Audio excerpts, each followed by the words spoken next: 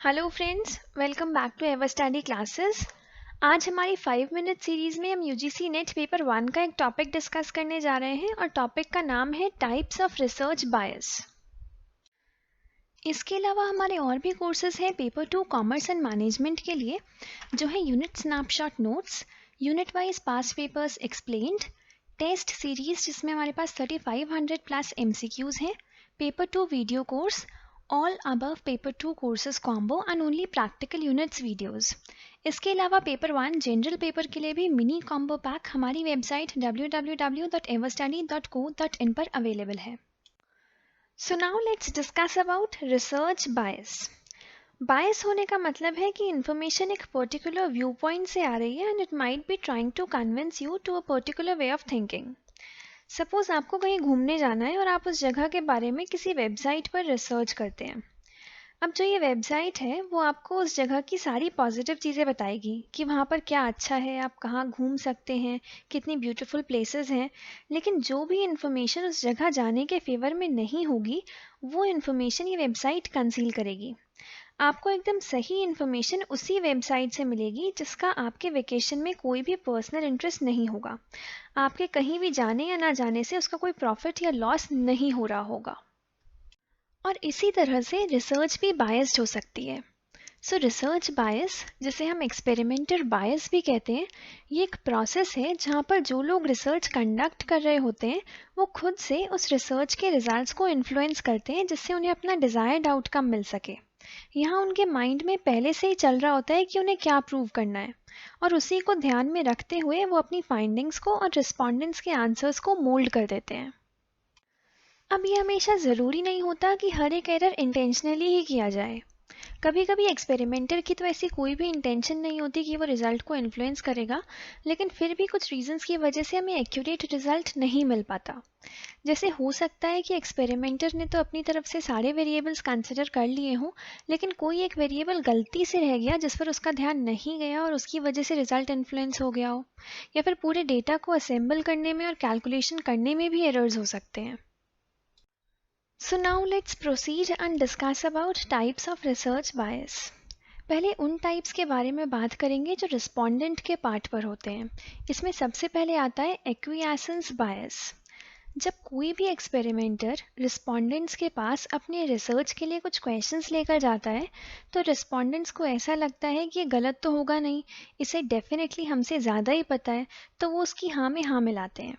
या फिर उन्हें मॉडरेटर का हर एक आइडिया अच्छा लगने लगता है और वो अपने आप को उनके प्रोडक्ट्स खरीदते हुए और उसे यूज़ करते हुए इमेजिन कर पाते हैं। मॉडरेटर के साथ अग्री करने में उनके कोई खास एफर्ट्स भी नहीं लगते, और जनरली ये लोग रिसर्च को लेकर कंसर्न भी नहीं होते। तो ये बायस तब अकर होता है जब रिस्पोंडेंट्स बिना कुछ सोचे समझे मॉडरेटर की हर बात को पॉजिटिवली लेते हैं और उसके साथ अग्री करते हैं। नेक्स्ट आता है सोशल डिज़ायरेबिलिटी बायस। अब हर एक इंसान चाहता है कि उसे सोसाइटी में एक्सेप्ट किया जाए और उसके सोशल सर्कल में उसकी अच्छी रेप्यूटेशन भी हो। इसीलिए वो कभी भी कोई ऐसी बात नहीं बोलेगा जो लोगों को अच्छी ना लगे। और जब उसे किसी भी क्वेश्चन का आंसर देना होगा तो वो इस बात को ध्यान में रखेगा कि वो कुछ नेगेटिव ना बोल दे या किसी सेंसिटिव टॉपिक के बारे में कुछ ऐसा ना बोले जिससे लोग उसे एक्सेप्ट ना करें। इस सिचुएशन को अवॉइड करने के लिए और सही इन्फॉर्मेशन कलेक्ट करने के लिए रिसर्चर्स को क्वेश्चंस इस तरह से पूछने चाहिए कि रिस्पोंडेंट को ऐसा लगे कि अगर वो कुछ नेगेटिव भी बोल देता है तो इससे उसके सोशल स्टेटस पर कोई फ़र्क नहीं पड़ने वाला है।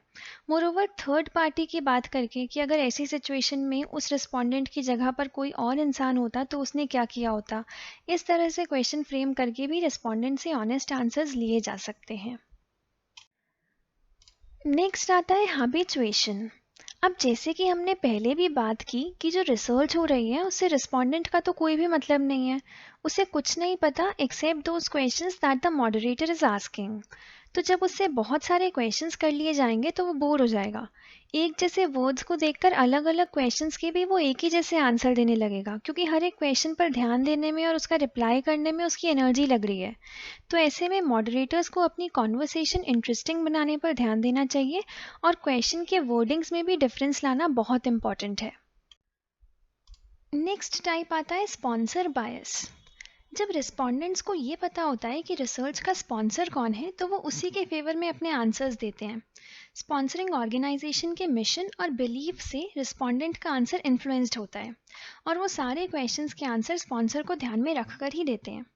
इस टाइप के बायस को अवॉइड करने के लिए मॉडरेटर को हमेशा रिस्पोंडेंट के सामने अपना इंडिपेंडेंट स्टेटस लेकर जाना चाहिए और रिसर्च पूरी होने तक कभी भी ये नहीं बताना चाहिए कि वो कौन से ब्रांड या कंपनी के साथ एसोसिएटेड है।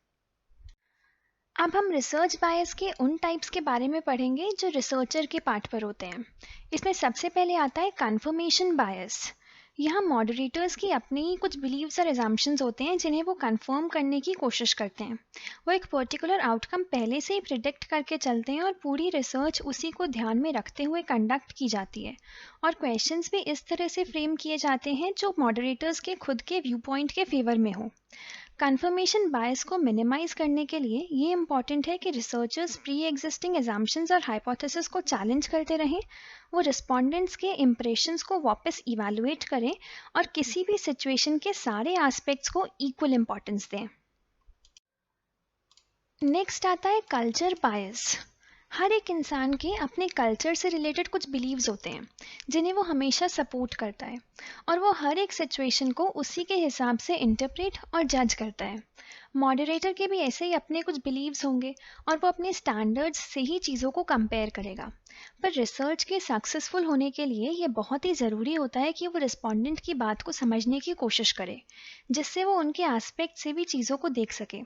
पर किसी भी दूसरे कल्चर को पूरी तरह से समझ पाना 100% अचीवेबल नहीं होता। आपके बिलीफ का हमेशा आपके माइंड में इम्प्रेशन रहता है। नेक्स्ट टाइप आता है क्वेश्चन ऑर्डर बायस। एक क्वेश्चन के आंसर से आगे के क्वेश्चंस के आंसर्स इन्फ्लुएंस्ड हो सकते हैं। सपोज आप एक रिस्पोंडेंट को एक प्रोडक्ट का नाम बताकर उसे ये कहते हो कि उसे इस प्रोडक्ट को रेट करना है और वो उसे 10 on 10 दे देता है, तो आगे आप उसे जो भी प्रोडक्ट्स के बारे में कहेंगे वो उनको पहले वाले से कंपेयर करके ही रेट करेगा। अब अगर आप उसे पहले ही कोई ऐसा प्रोडक्ट बता दो जो अच्छा ना हो और वो उसे 10 on 10 दे दे, तो फिर आगे के अच्छे प्रोडक्ट्स को वो कैसे रेट करेगा। ऑल्दो क्वेश्चन ऑर्डर बायस कभी कभी अनअवॉइडेबल होता है, लेकिन अगर जनरल क्वेश्चंस को स्पेसिफिक के पहले और पॉजिटिव को नेगेटिव के पहले पूछा जाए तो इसे मिनिमाइज किया जा सकता है। नेक्स्ट आता है लीडिंग क्वेश्चंस एंड वर्डिंग बायस।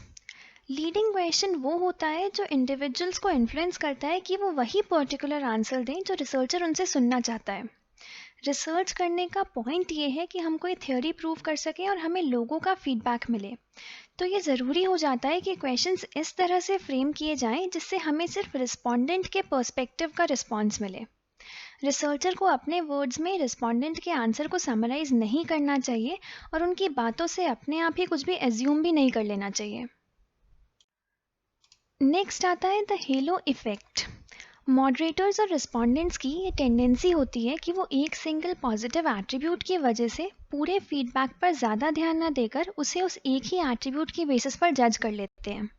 इस बायस को अवॉइड करने के लिए रिसर्चर को पहले एक ही ब्रांड की सारी इन्फॉर्मेशन कलेक्ट कर लेनी चाहिए और उसके बाद ही सेकंड ब्रांड के फीडबैक के बारे में सोचना चाहिए, क्योंकि जब दोनों ब्रांड्स के बारे में एक एक क्वेश्चन करके पूछा जाएगा तो रिस्पोंडेंट कंफ्यूज हो जाएगा और वो एक ही एट्रीब्यूट के बेसिस पर ब्रांड्स को कंपेयर कर देगा। So that was all about types of research bias. I hope आज का टॉपिक आपको अच्छे से समझ में आया होगा।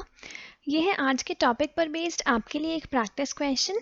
आप इसे अटेम्प्ट करिए और आपके जो भी आंसर्स हैं उन्हें नीचे कमेंट सेक्शन में लिखिए। Thank you so much for watching this video. Please like, subscribe and share. In case of any query, you can reach us at the details mentioned on your screen. You can download the PDF of this video from our Telegram channel, and you can also download our free learning app from Google Play Store. For full courses, please visit www.everstudy.co.in. Thank you.